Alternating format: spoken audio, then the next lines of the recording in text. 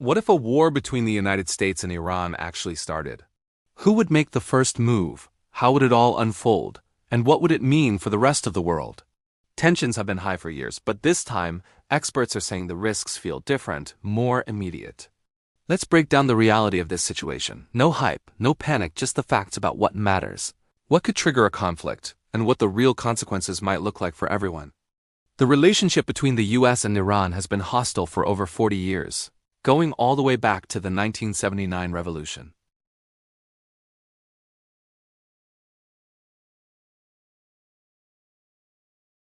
The international community, led by the US, worries that Iran is secretly developing nuclear weapons, while Tehran insists its program is purely for peaceful energy production.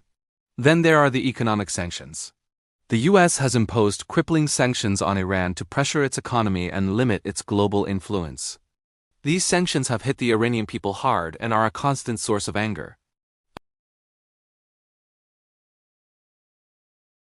Through its support for groups like Hezbollah in Lebanon, the Houthis in Yemen, and militias in Iraq and Syria, Iran has built a network of allies that challenges US and Israeli interests in the region. This is often called a proxy war, where instead of direct confrontation, both sides fight through local partners. Finally, the significant US military presence in the Middle East, with bases in countries like Qatar, Bahrain, and the UAE, is seen by Iran as a direct threat right on its doorstep. Because of all this, most clashes haven't been open warfare but have played out through these proxies, sophisticated cyber operations, and occasional limited military strikes, like the drone strike that killed Iranian General Qasem Soleimani in 2020. Each side is constantly testing the other's red lines. A full-blown war wouldn't just start out of the blue. It would likely be triggered by a specific dramatic event that quickly spirals out of control. One of the most talked about triggers is a preemptive strike on Iran's nuclear facilities. If intelligence suggested Iran was on the verge of building a bomb, the US or Israel might decide they have to act first. Another potential flashpoint would be a direct attack on US military assets, like a naval ship in the Persian Gulf or a drone being shot down.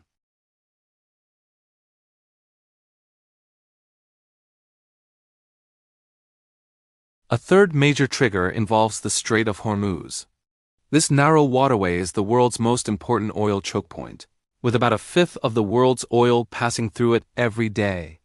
If Iran felt cornered, it could attempt to close or mine the strait, which would be a red line for the US and the global economy. Lastly, an escalation involving regional allies could pull the major powers in.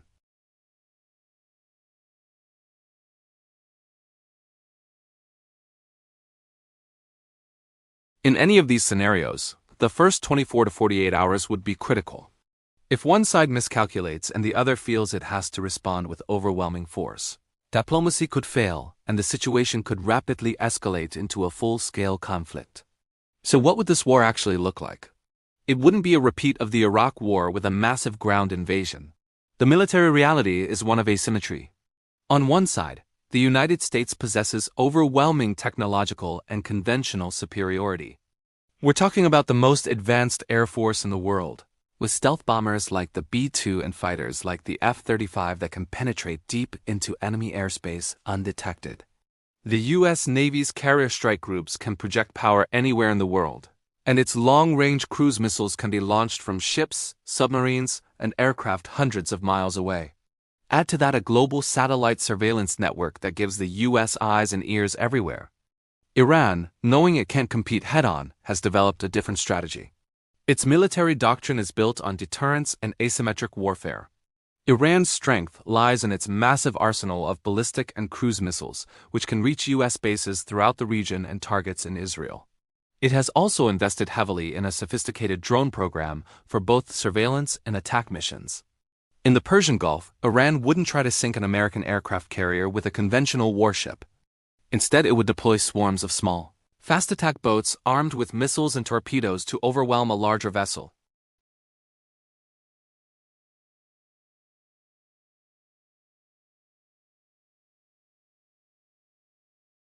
These groups could launch attacks on U.S. forces and allies across the entire Middle East, turning a localized conflict into a region-wide firestorm.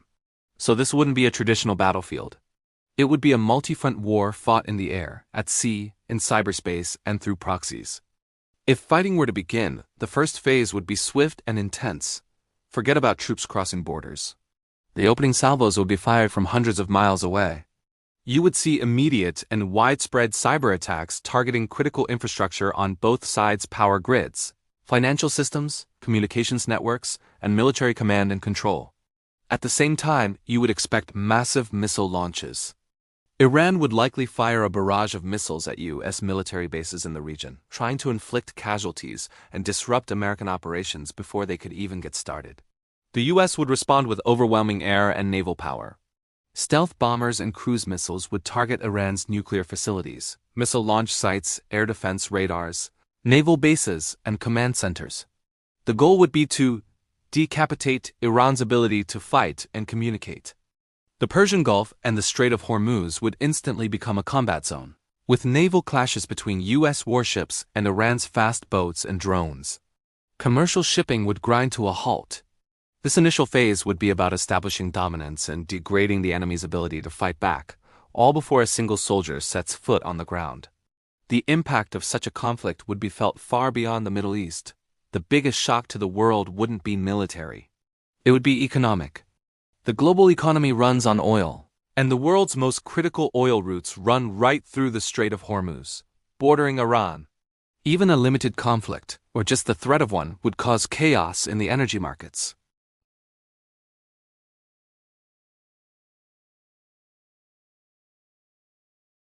This disruption would cause the price of oil to spike dramatically, potentially doubling or tripling in a matter of days. For the rest of us, that means suddenly paying much more for gas at the pump. But it goes deeper. Higher energy costs would drive up the price of everything, from manufacturing to food, potentially triggering a global recession. Stock markets around the world would plummet as investors panic. Supply chains that are already fragile would be further disrupted. The economic fallout from a war in the Persian Gulf would hit every country on Earth, making it a truly global crisis. Despite all this dangerous talk and posturing, there's a powerful force working against war: mutual self-interest. Both the United States and Iran know that the cost of a full-scale conflict would be catastrophically high for everyone involved. A war would devastate Iran's economy and infrastructure, potentially for a generation.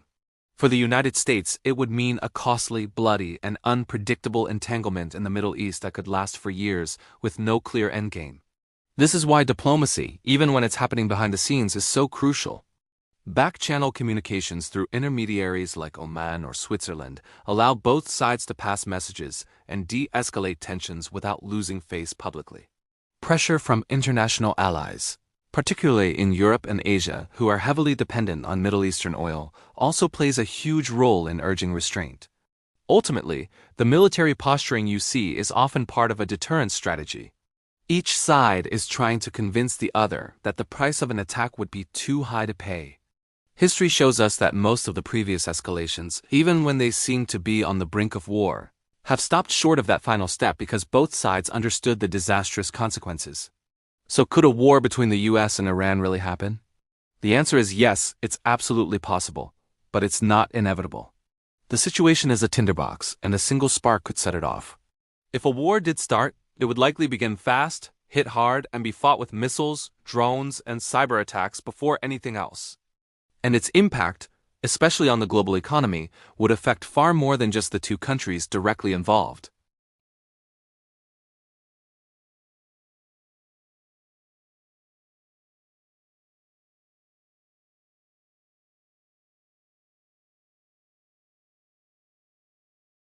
Thanks for watching. If you found this breakdown helpful, be sure to like this video and subscribe to our channel for more deep dives into the issues that shape our world. We'll see you in the next one.